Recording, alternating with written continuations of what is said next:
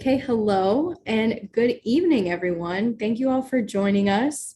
Today is not officially Earth Day, but I think the point of today is to celebrate that every day is Earth Day.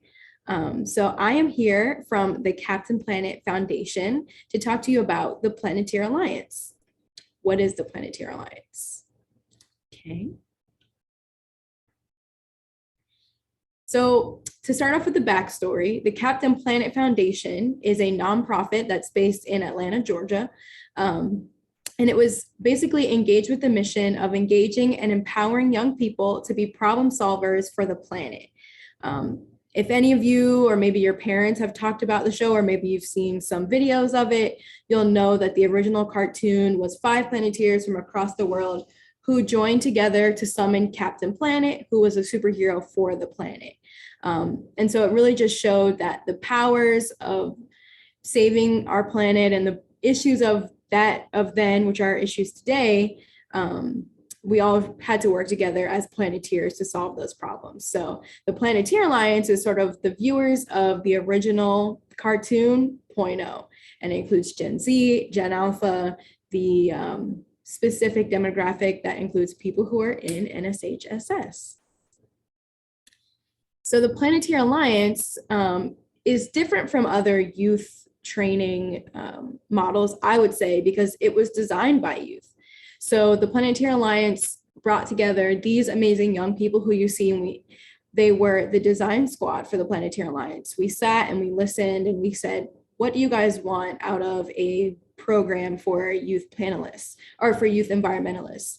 And we listened and we constructed this program to really truly serve the needs of young environmental activists. So your design squad here, it does include one of your panel moderator tonight. So you guys are going to meet him a little bit later. And these young people come from all over the world, and they are engaged in a number of different kind of environmental campaigns. So it's really amazing to see how when you bring together Planeteers from all over the world, the kind of things that can get done. So the official tag of the Planetary Alliance is a global community of passionate young people who are transforming their impatience for climate action into change for the planet. And you guys are all here today, right? Because you understand that Earth Day is every day. A report released recently by the IPCC showed that we have a ticking clock. But the good thing about that is that we already have the solutions necessary to solve these problems. We already know what needs to get done. And some of the youth that you're going to hear from today are starting to tackle those problems. What the Planetary Alliance does is bring together all of those youth from across the world. We have actually trained over 2,500 kids in 90 different countries to be effective change makers, to make sure that they are finding a problem that they're passionate about, teaching them the best ways to solve that problem, and ultimately make action for the global climate issue that we're seeing to this day. And I think that the theme of Everyday Earth Day is really special because Planeteers know that everything that you do can affect the planet.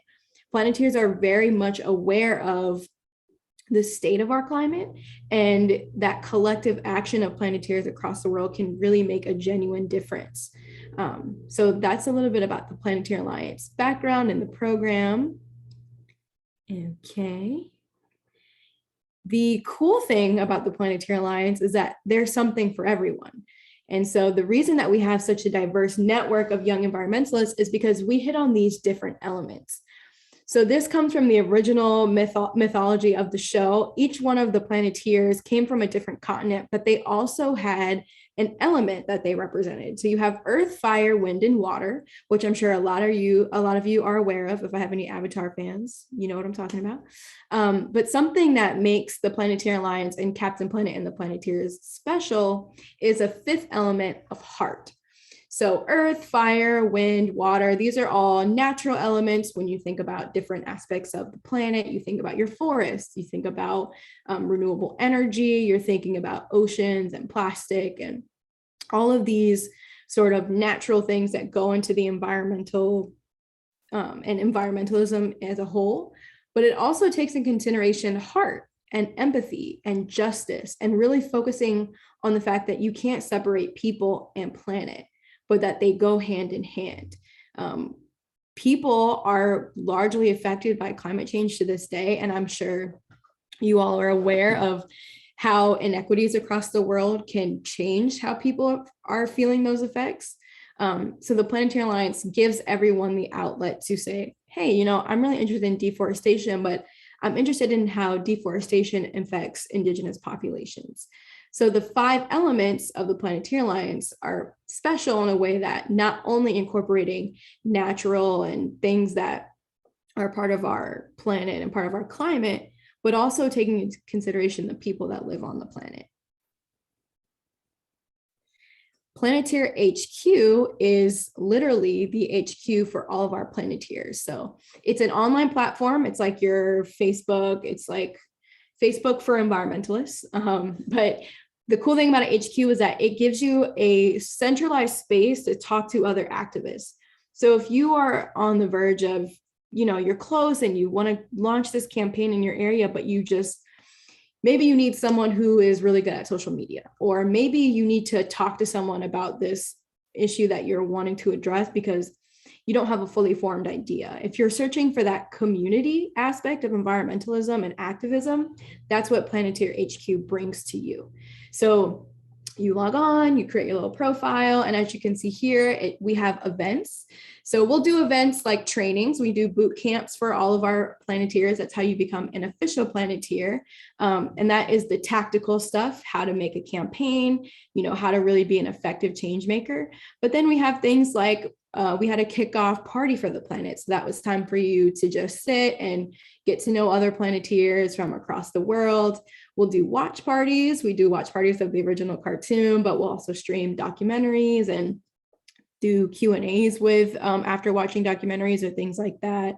We like to focus on artivism, which is a type of activism that centers around art. So in March, we were doing a poetry artivism project, and really just making sure that we're providing you not only with tactical training, but giving you those opportunities for community and making sure that we are developing the entire activist.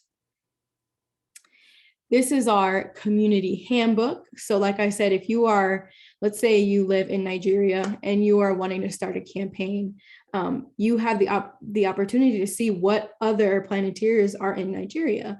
And this map sort of gives you an idea of where our Planeteers are coming from all over the world. And hopefully you are inspired to join the Planetary Alliance as well. And your little bubbles will start popping up across the map, and you can connect with other activists around you. And even if you are not someone who is interested in starting a campaign or being in the front phase of environmental activism, people are posting opportunities for signing petitions and writing letters and emails. So it gives you the opportunity to be engaged with environmental activism all over the country, all over the world, and still make an impact, even if you're someone who's not on the front lines, you know, leading protests or feeling the need to develop a new campaign or things like that. These are some examples of what Planeteers are doing across the world. Each one of them you can see is related to a different element. So you can see how they're related, how their work is related to what they're doing. So Finlay in Scotland is one of our most active climate strikers. He's been striking every Friday for over a year for the planet. Shantae Davis, who is an amazing spoken word poet, helped us with our artivism project, our poetry in March, but she is really fighting for climate justice, especially she is focused on how air pollution and things like that can affect people. We have the Jay Lyons in the Cayman Islands, right? Maria Victoria in Brazil, and Michelle and Jeremy in Kenya. So you can see just some of the things that Planeteers are doing across the world and making an impact in all of their individual communities. And Planeteers can be anyone from the age of 10 to 23. So there's a really large, wide range of people that you can interact with and people that you can get to know through the Planeteer HQ network. So you have the opportunity to be a part of this and really get things going for yourself. You're going to hear from some inspiring Planeteers tonight. And I hope that you guys are feeling a little bit charged up for Earth Day. There are lots of things that will be presented to you on Earth Day. small acts of engagement and ways that you can get engaged in the climate, in the push for the climate for our planet. But also remember that collective action is really important, and Planetary HQ really emphasizes that. So bringing together Planeteers from across the world and making sure that the things that all Planeteers are doing are making a very significant impact. So I believe that the information to go and check out Planetary Alliance, planetaryalliance.com, is in the chat for you guys. So if you guys want to take a look, and you can click the little apply to join, and that'll be your sort of action for Earth Day. So I thank you all for sitting and listening to me. I thank you all for knowing that every day is Earth Day and being really inspired by your panelists here. So I'm going to turn it over to your panel moderator, Mr. Diego Arriola Fernandez. Thank you so much, Robin. Thank you. Hi, everyone. Good afternoon or evening, wherever you are right now. I am here in Toronto, so right now it's evening. It's 7 p.m. I think it might be the same for all of you. I want to start off saying that all those things that Robin has mentioned about the Planetary Alliance, I can assure them very much to any extent. I am 19 years old. I'm going to be 20 in a couple of weeks. But since I was 17 and I was in high school, I got involved with Captain Planet Foundation through one of the programs that they used to have. That was Ocean Heroes Bootcamp with other organization called Lonely Whale.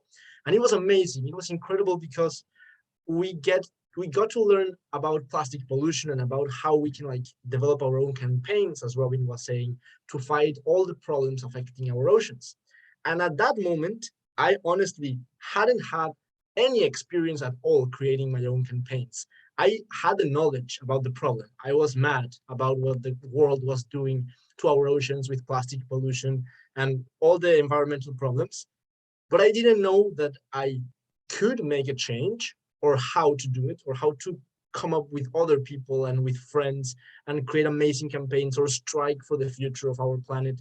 And all of those things, I started learning them with the team at Captain Planet Foundation that now created the Planetary Alliance, that I also helped to design one of the programs. So it's been a dream come true. And what I'm trying to say here is that if you want to learn more about what's happening in our planet and the huge problems that you can help solve, this is a great place to start. So I would definitely encourage you all to go there. A little bit of my story. I'm from Mexico City. I have this organization called Green Speaking that you can see there in the picture in my t-shirt. I have my t-shirt right here. I'll show it to you. This one. And it's this organization that is focused on using public speaking for protecting our environment, kind of like advocates for the earth, because a lot of children and youth have all these amazing ideas, but they don't have the courage or the technique or the confidence in themselves to go and create these campaigns or join programs like this. So that's something that we really need to work on. And I've been very active in the recent years with the help of Planetary Alliance, and they've supported so much my work through grants, through connections with other bigger organizations and companies and schools. And that really will help you all understand that either a small change or a big organization, whatever that you want to do or however you want to contribute, there's a space for you. There's a space for you to contribute if your passion is public speaking like me, or if your passion is art, as Robin was saying, or if your passion is music or technology. There are so many different opportunities, but there's definitely this need and this urgency of using them all to protect our environment and for positive change. That's needed. We all, regardless of where we want to focus on or what professions in the future we want to pursue, we all need to have this conscious mindset and live like every day is Earth Day, but also in all our different realms and areas of interest. It's important to take proper care of our environment. So that being said, I want to present to you 3 winners tonight, that are going to present to you their campaigns, their projects, their amazing ideas, and how they put them into action, how they created them. We have with us Nitin Parthasarathi, Sarah Cho, and Jorge Hernandez with their campaign Zero Waste Initiative, Earth Minions, and Trash Pirates. And we are going to start with Jorge Hernandez, who is going to tell you about his campaign Trash Pirates. So I'll kick it on to you, Jorge. Hello, everybody.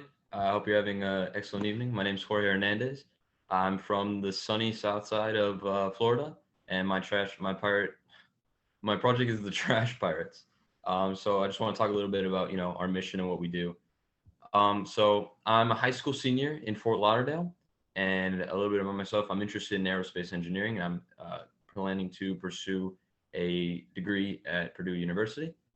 And so as we go into these next phases for me, I'm excited to meet new people, create new connections, and ultimately expand the horizons of my project to a little bit more national. My project, so we're all about plastic pollution affecting our beaches. But what sets us apart from other like-minded nonprofits is that we focus primarily on microplastics. Now, microplastics are very small pieces of plastic, usually from 1 to 2 millimeters in size, and they're really hard to see to the naked human eye. And they're honestly the most detrimental as they, affect the wildlife. The fish inhale them, they get incorporated into the flesh, whatnot, and inevitably we end up consuming them. And so it's actually a pretty big problem, and it's what we capitalize on, and something that some people may not be as aware of. So that's what we task ourselves with, the education and the spreading of awareness to everyone about the issue. We focus on educating the youth and those that come after us. We like to create an immediate change, but we also want to make an institutionalized, lasting change by changing the mindset of the community for generations to come. So our origin, basically for us, the beach was our second home. We would do everything from wakeboarding to scuba diving to fishing to just vegging out on the sands. And with all that exposure, we got to see, unfortunately, the very jarring reality of our beaches here in South Florida and how ridden they are with plastic and ultimately debris. And instead of just standing by and being complacent about the state of our beaches, we wanted to become an active proponent and an active solution to the issue. And so over one night, playful conversation at the dinner table spread into something that we never would have dreamed of, and now we have our own nonprofit organization. So basically, for you guys to get involved in what we like to do, we host beach cleanups every month, at least once. We actually have one going on tomorrow in honor of Earth Day. But we also like to encourage you guys to start your own beach cleanups and start your own incentives, even if it's not that big of a deal. Maybe it's just your friends and family, just on one weekend. We'd like to encourage that mindset to be spread. But most importantly, we do believe in leading by example, and the values of integrity course strongly through the veins of our company. We say that you should always be doing the right thing, regardless if anyone's watching or not. And that's ultimately how change is propagated through the world. And to make an impact, basically, our saying is be the change you want to see. If you see a problem, if you see something that wants to change, be that change. Change always starts with one individual. And if you believe that just because you're one person, that nothing will happen, you're dead wrong. Change begins in the individual and it spreads from there. And that's how our whole company was started, basically.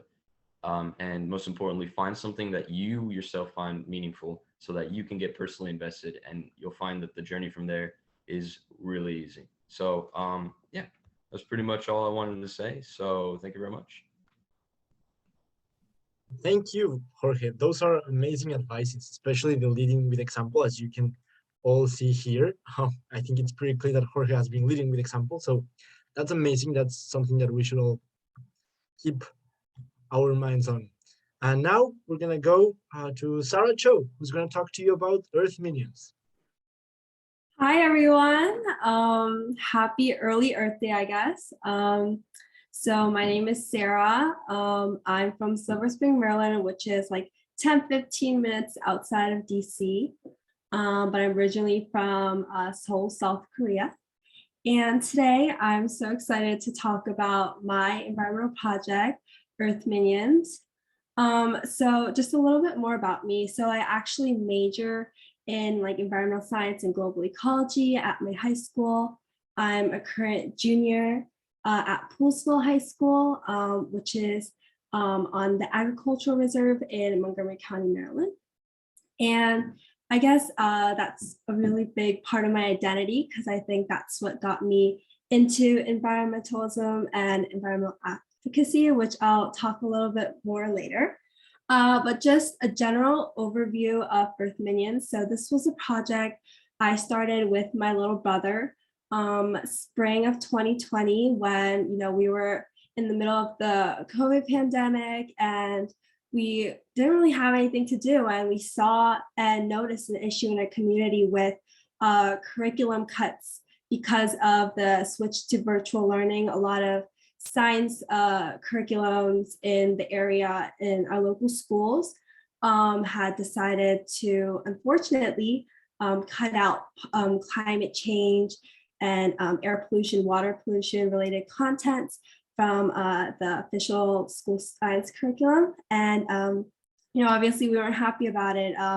We were kind of devastated because both my brother and I, we really enjoyed learning about these issues throughout elementary and middle school. So we set up this initiative, got a few family friends together. And I was like, let's go, let's, make a change and try something beneficial for our community. So we kind of just set out without not knowing what to do.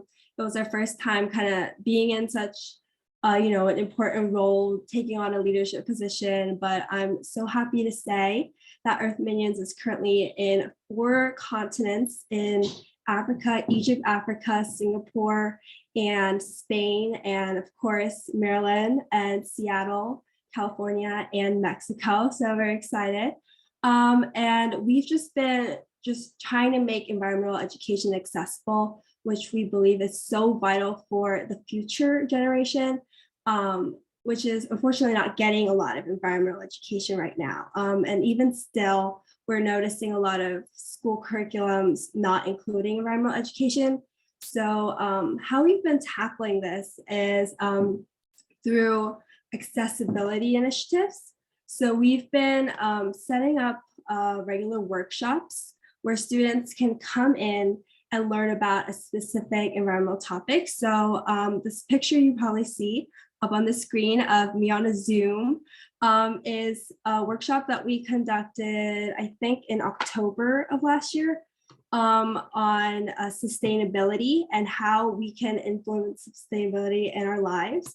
So we like to conduct easy kid-friendly workshops that are viewable to students in our local area, but also, we're trying to just expand and make these workshops in multi-language options. So that's kind of what we've been focusing on right now. But we also have articles that are available for students and we've sectioned them off. So we have K through 2 articles, 3 through 5 articles, 6 to 8 articles, so that we can match the Lexile content and make the content as accessible as possible.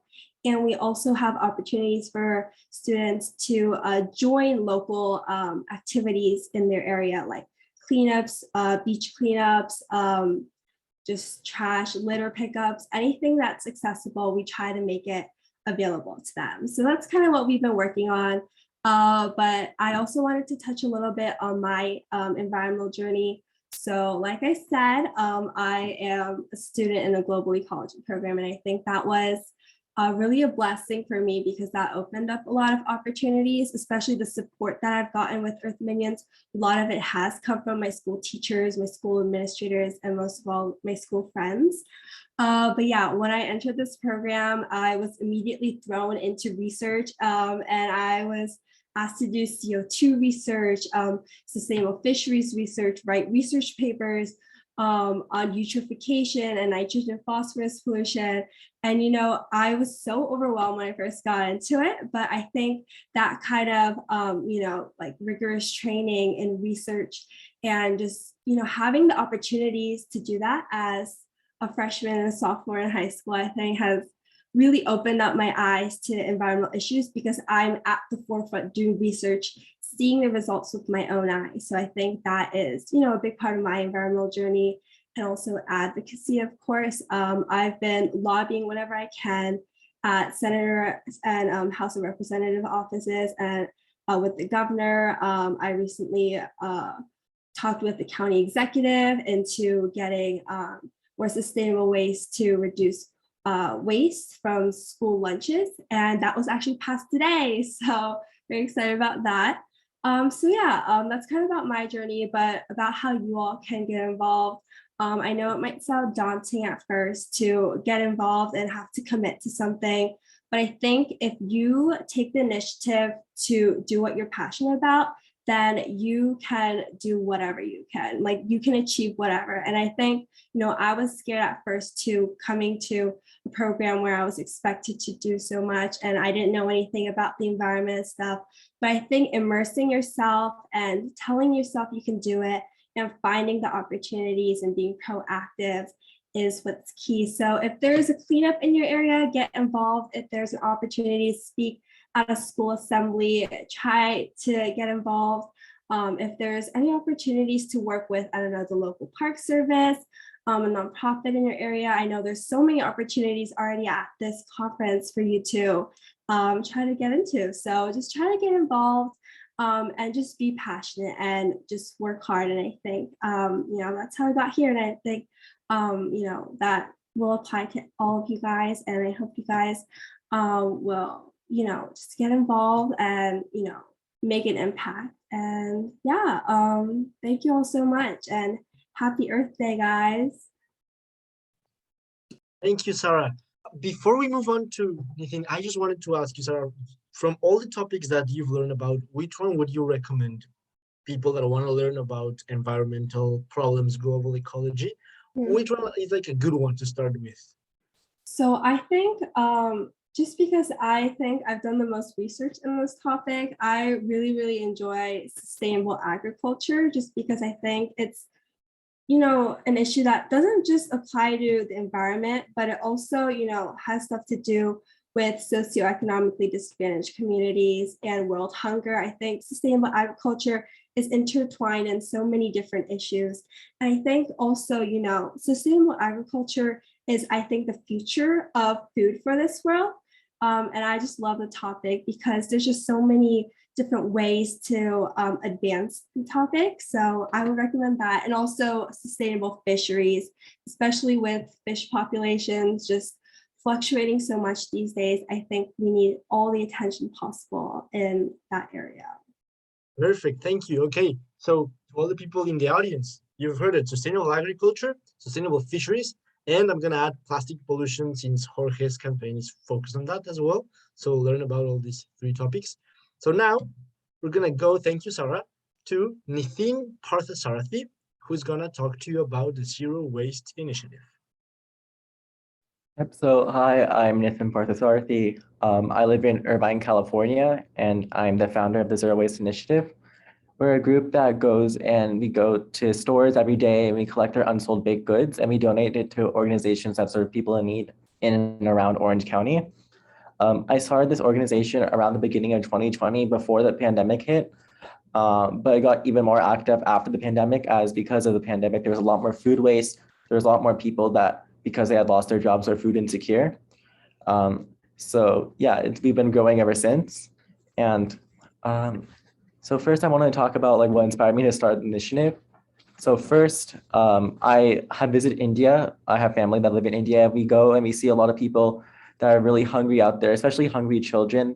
There's a really disturbing amount of individuals, especially children, that are starving there. But at the same time, there's a lot of food that's going to waste. You can see food being thrown out on the streets. You can see people spitting out food wherever you go and leaving their food left uneaten on plates. And that really just didn't sit well with me. So when I returned home, I just kept encountering the same thing, even in Orange County itself.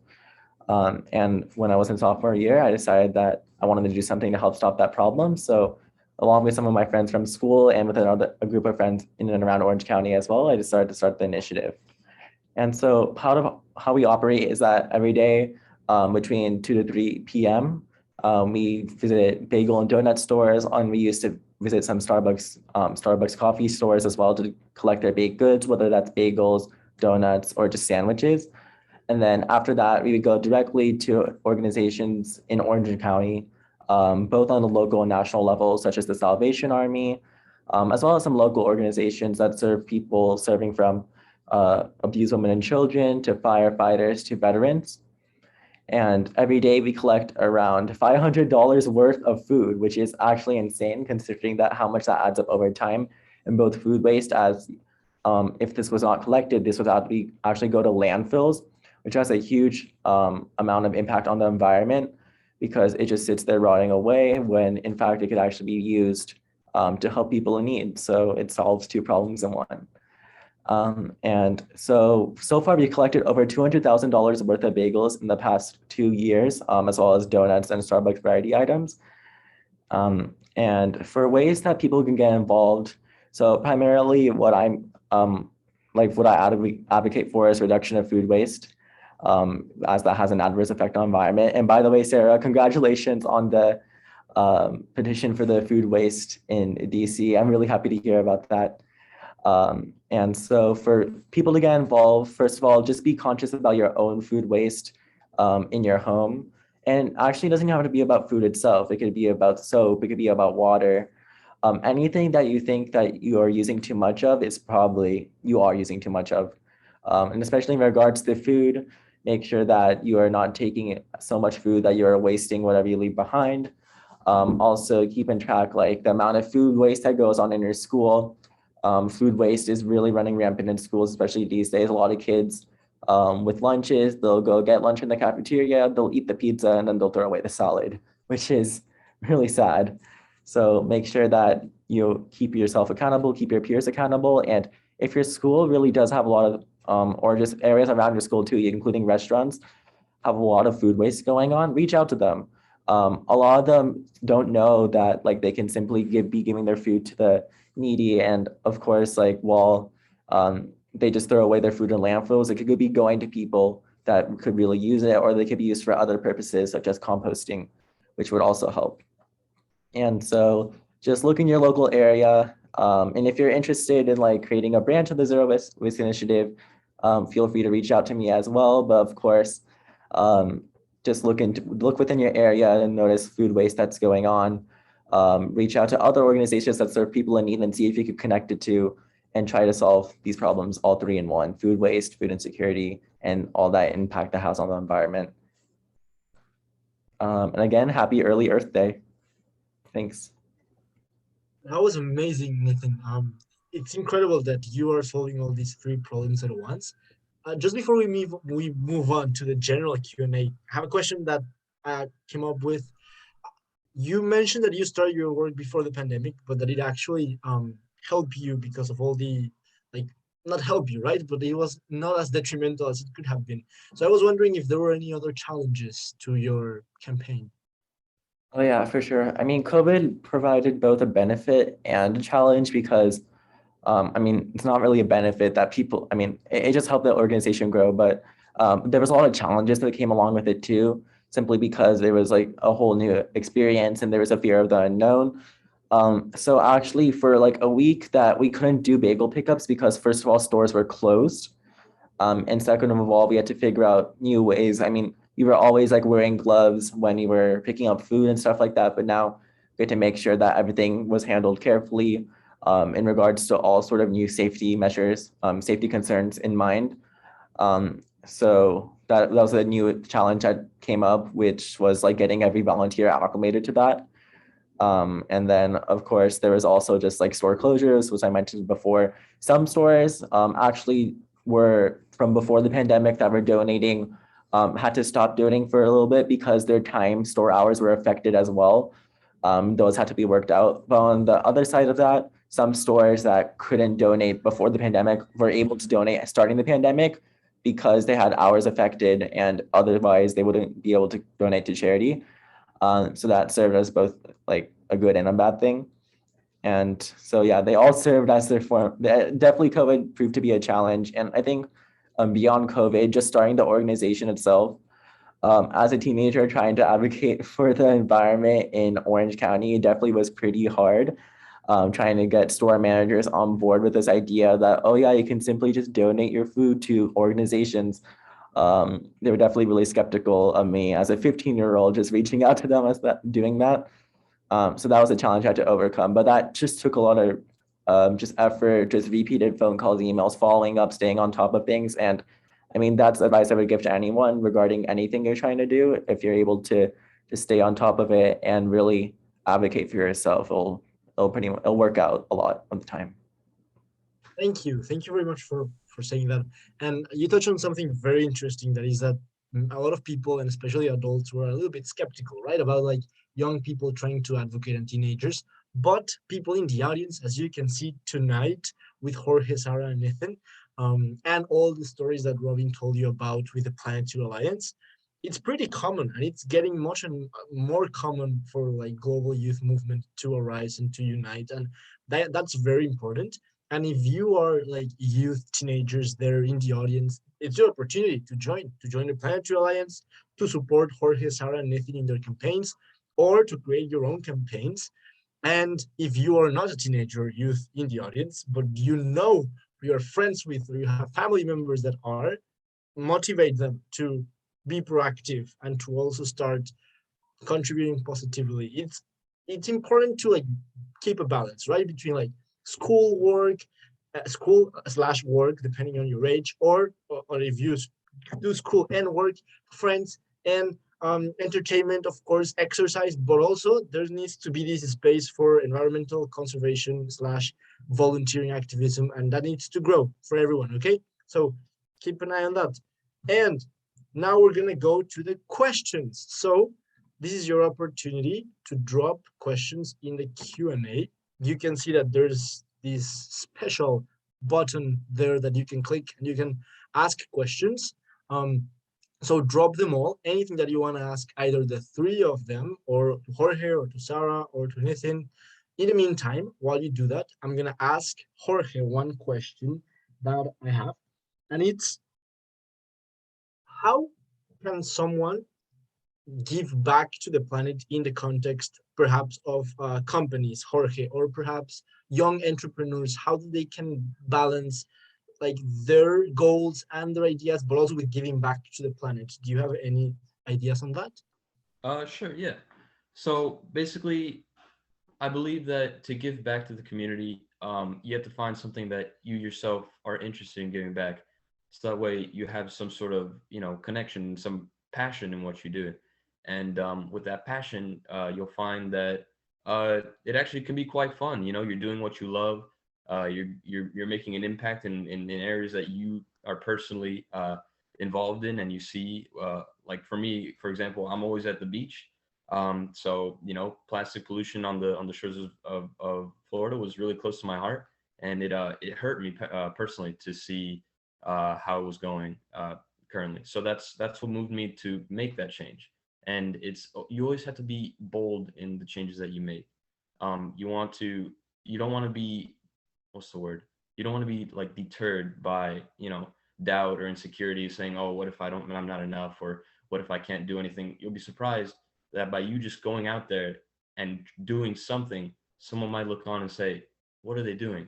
Let me find out a little bit more. Or like, I've been thinking, maybe people are thinking the same exact thing that you've been thinking this entire time, but they've just been afraid to make that change themselves. So by you making that first move, you are creating numerous opportunities for growth in your own endeavors, in your own organizations, if you plan to host your own, but basically just for the community in general. So I believe that's very important as you look into making an impact on your community. So yeah.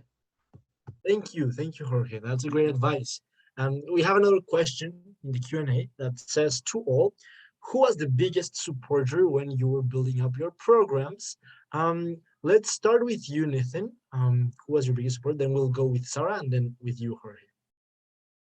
Yeah, so I like, my biggest support was definitely from my parents, especially with like the commute required to go to all these stores before I got my driver's license.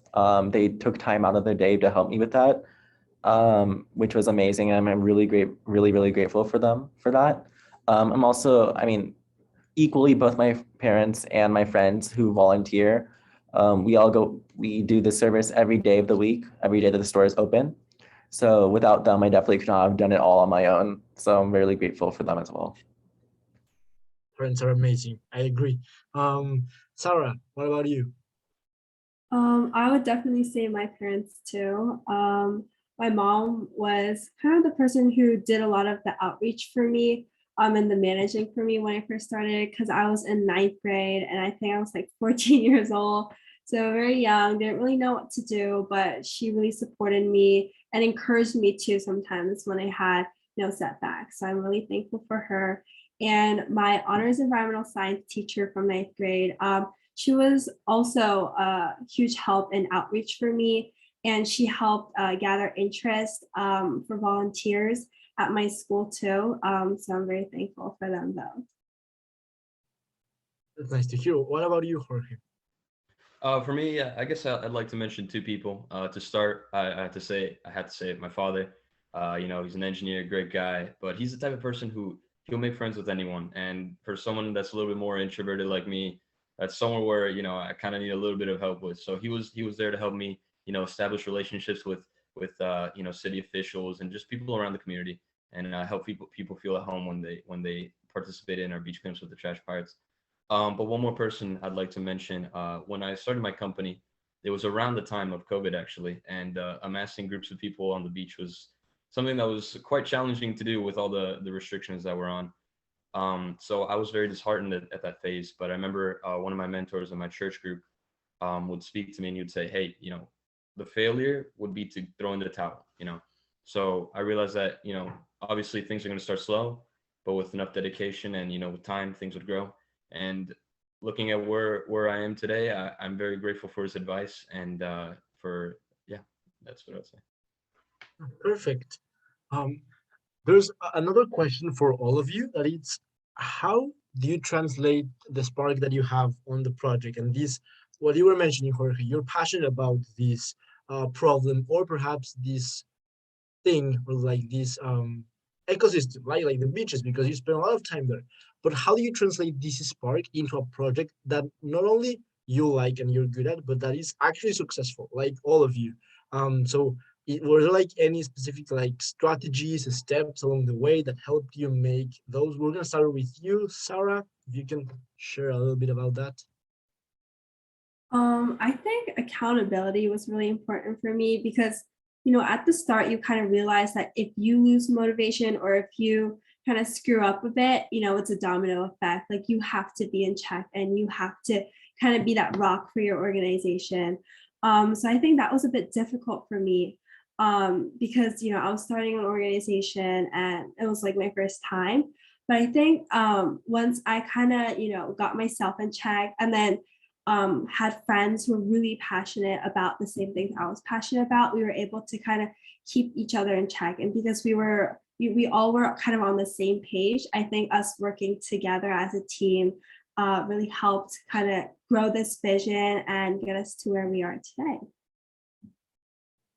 Thank you. Nathan? Yeah. So I was gonna say accountability. I was gonna say a variation of accountability, but the same thing. But I mean, really, it's really just like for me, something that you really need is dedication, no matter what you do. And that wasn't really an issue for me because I really wanted it to work out. But definitely when the challenges come around, it gets really frustrating at times. And you're like sometimes you think, oh, this is never going to work. But in reality, where it's just like it will work if you find a way over it. So you just really have to like I wouldn't say like bash your head into the wall until you like find or brute force your way through until you have a solution, but definitely just stay dedicated. I agree. Accountability, consistency, slash dedication. Yes. Jorge, what about you? Man, these guys have said some really good things. But I guess I'd say compassion is probably a very important key factor to this thing. Like I've been harping on so many times, but it's so important. It's so true that when you're passionate about something, your influence and your ultimate your impact on your community is 10 times greater. For example, personally, I'm interested in engineering, and I've tied it into my project by creating a machine that automates the process for picking up pieces of plastic on the beach so you don't have to be picking down over and over again. And through this, I've been able to learn more about myself and get more intimate with the intricacies of the problem that I'm trying to solve. And so if I wasn't passionate about it, then I wouldn't have had that drive to learn more, to make a greater impact, and to become as effective as I can possibly be. And that's what it's all about, being an impact and using your full potential to create a change. So Beautiful. Yes, all of you, your ideas are incredible. And there's this question who says, what biggest advice would you give to high schoolers interested in joining the Planetary Alliance? I think that's for me. I'm going to answer that one. So biggest advice to high schoolers interested in joining the Planetary Alliance is definitely go check out the website and go check out the Instagram page first and see what you like. If you like specific videos, they have so amazing and fun and interesting and helpful content from all of those ranges. So go check it out, and then you can start like reading about it. And the application process is pretty simple. So you can just apply, and then you'll probably hear about back like through email, and then you can start building on from there to join the boot camp and like start building up your skills, and then get like participate in the activities that they organize. But it all starts with like taking action, and I would recommend do it after this ends, because if you say like, oh yeah, I want to join in, like I'll do it later, you're gonna forget. And we have life, right? And like work and school and everything else comes in the way. So do it now that you have that desire. There's another question for all of you that says, there's a new car commercial for Kia, and this man has a kind of device that helps clean up the beach, and he connects it to his car to clean up trash. I thought this was neat, but is it reliable? Who would like to take that one? Maybe you, Jorge? sure, yeah. To be honest, I'm not too sure about the product in question, but I know that many companies are actually coming out with these products to facilitate these the picking up process of beaches. Like you see every once in a while, the city will do those big trucks that have the big scoopers on them, and they'll run them down the beach. And so the idea is very reliable if it is similar to that. And I think it's a great idea. But with the connecting it to a car, I mean, I guess that would kind of limit which beaches you're able to drive a car on. So it depends where you're locally ubicated. And I think that it could be a cool thing. But yeah, so yeah. Yeah. I also don't know about this one. It sounds really nice. I do know that there are like a lot of improvements in technology and new alternatives supposedly to plastic pollution, but I think it also goes back to the problem of reducing our consumption, right? So the better it's always like reusing and recycling and like rejecting single-use plastics. That's what I learned from my Ocean Heroes bootcamp, which Captain Planet Foundation was part of. So yeah, Jorge might also know more about that. But before we go back to you, Jorge, there's a question for Sarah, which is, were there any challenges in your campaign? And especially because you mentioned all these complex topics that you were learning about, right? And trying to educate children, youth about these problems. Were there any challenges in how to educate them and how to do it like in a fun way, but also that they were learning? Can you tell us a bit about that? Yeah, I hate to mention the pandemic just because, we're getting out of it kind of right now. I think during the pandemic, one of the biggest issues was that I couldn't actually like physically like interact with the students in person. I think like physical activities and like hands-on activities would probably been like a lot more engaging than like a virtual like talk and like virtual activities. So I think keeping the kids engaged was like pretty difficult because like in one workshop we had kindergartners who did not speak English, and I had to pull out my like basic year 3 Spanish skills and use my mom as a translator to try to get to them. And it was not easy, definitely, especially with the organization growing. I've learned that it's getting more difficult to communicate with some people who are like not speaking the same language as me. But yeah, anyways, that was probably one of my most difficult workshops. I think just like, like keeping it casual, like you don't have to always be so like formal, especially when with the kids. So I think I was just trying to, match their eye level and, just kind of be akin myself. And I think that helped. But yeah, it's not easy sometimes managing them, but I have a lot of fun doing it. No, that's very smart, like keeping like to each person's level. Um, there's one in the chat in the Q&A for Jorge that says, what is the most effective way to pick up trash on a beach, especially with a small group? I think that's an excellent question, actually, because that is honestly the biggest problem that we face here in the trash pirates, and honestly wherever you're picking up trash. It's such a pain to always have to be bending down, picking up the trash every once in a while, just grabbing one or two pieces, putting it away, getting up, going to the next spot, and repeating the process. But in reality, the best way to do it is to do it. But I think that there are better ways to do it with with tools outside of just human manpower. Like for example, our machine we're basing on like a sifting type mechanism. So what it does, it scoops into the sand 1 to 2 millimeters, picks up all that hidden debris underneath the sand, and puts it on a sifting tray where the sand is allowed to sift through.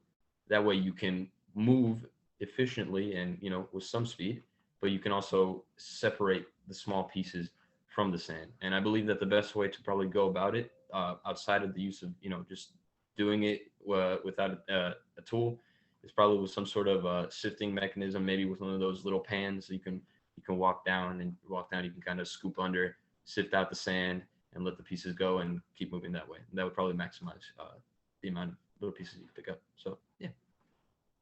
So summary, either use your machine, right? That's the best way to pick up the trash, or just do it. Just get into it. Yes, that's perfect. Nathan, this question is for all of you, so you can answer different types of technology because that's the question. I'm giving you a heads up, but we're gonna start with you, Nathan. What type of technology do you hope or expect to see in the future that benefit the Earth overall, or for aspects of the Earth that relate to your organization? Before you answer, if there's already a certain technology out there but that hasn't been implemented, or that it's still in the prototype stage, or maybe that governments are just like reluctant to implement, you can also mention that as well. What technology you think? Yeah, so I can answer one about the Earth overall and one about the Earth that relates to our organization. So I think for like technology that relates to food waste and food insecurity, I mean that a lot of that will come through mobile app development or just web app development. Having an efficient way of connecting individuals with with restaurants and other bakeries and other places that have wasted food along with other people in need. That's one type of technology that can be like one type of app that could be used to reduce that, and which would help the environment because it would reduce food wastage, obviously. And then for like benefiting the Earth overall, there's a lot of like water engineering that's been going on, specifically with like water sanitation, water recycling. And so if like as like more technology is being developed regarding like like water sanitation and filtration, that would help the Earth overall, because then we'd have a lot, we'd be able to clean our water much more efficiently, which is also a big issue as well. For sure. Yeah, I agree. Sarah, I saw your face when he mentioned water. You were like, probably you were also gonna mention something water related, or what technology do you think that can benefit the Earth? So actually, I guess this has a little bit to do with water. But I was gonna talk about educational capsules, because my campaign is big on environmental education. So the Japanese government not too long ago has been kind of leading an initiative to have these like capsules, these like learning capsules implemented into areas of Africa where there's no like internet access and no like network access. So these kids can learn on these like computers that have like built-in downloaded content.